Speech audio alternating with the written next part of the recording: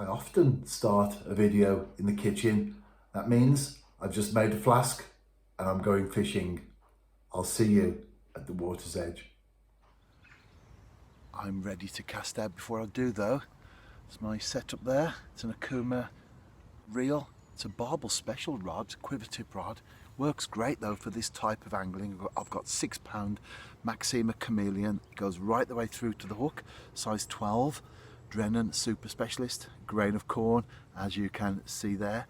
And I've created the hook length by nipping on a size 8 shot, small bead, and then a 1/4 of an ounce lead. I think that sometimes we overcomplicate rigs. Keep it simple, go for simple initially, and then, if you need to, start to tinker at the edges and evolve and develop the rig itself. But first of all, keep it simple, and what we usually find is simple works. First fish. That's a nice enough roach, isn't it? Especially from a small venue. These small venues are full of surprises, aren't they? I'm into another surprise here. It's another bream. Let's net it and I'll be back.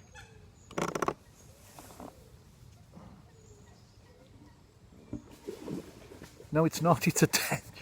It looked just like a bream when it broke out there.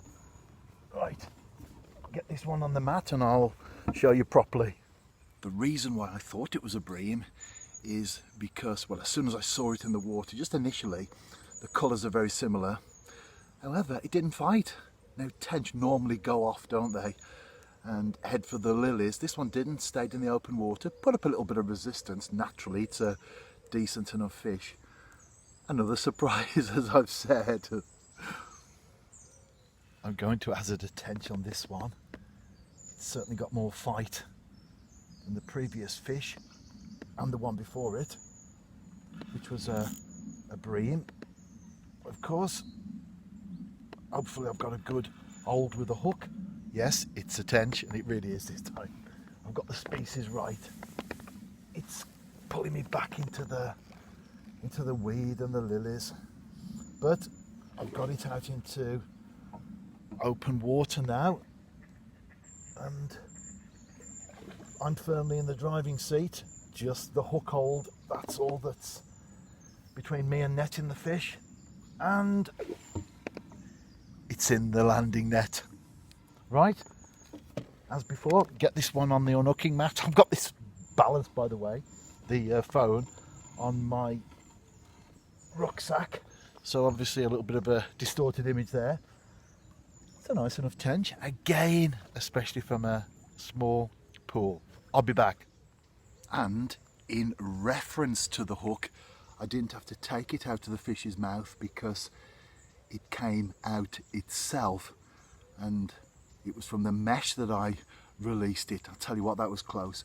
But often the case, when you get the fish in the landing net, then the pressure comes off, and if it's not a really good connection, then there can be a parting of the ways. That's fine though, because all's well that ends well.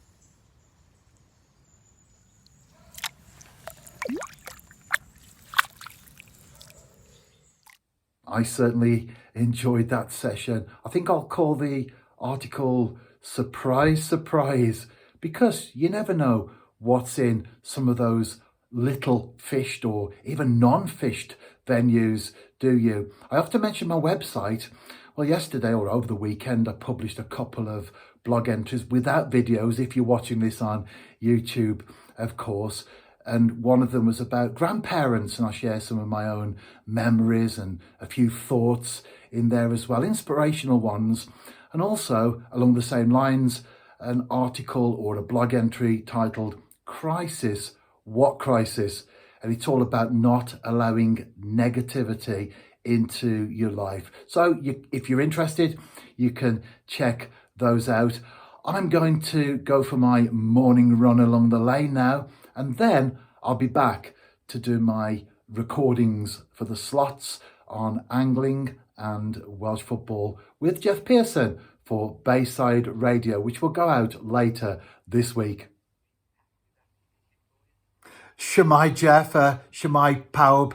Hello Jeff, hello everyone. Indeed, it's been a good week as far as fishing's concerned. However, at the risk of repeating myself, every week's good when you can get out there on the bank. Get down to your local park or playing field. Make sure there's no one there at the time, of course, and have a few practice casts. You don't need...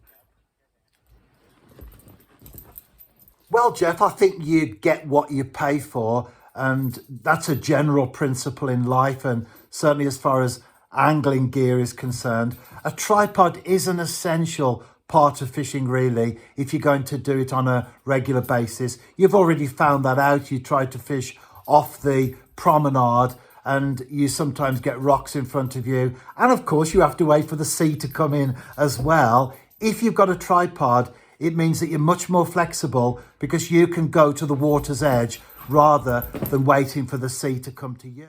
Thank you, Jeff. It's always a pleasure. If I can't be fishing, the next best thing is to talk to Jeff Pearson on Bayside Radio about it.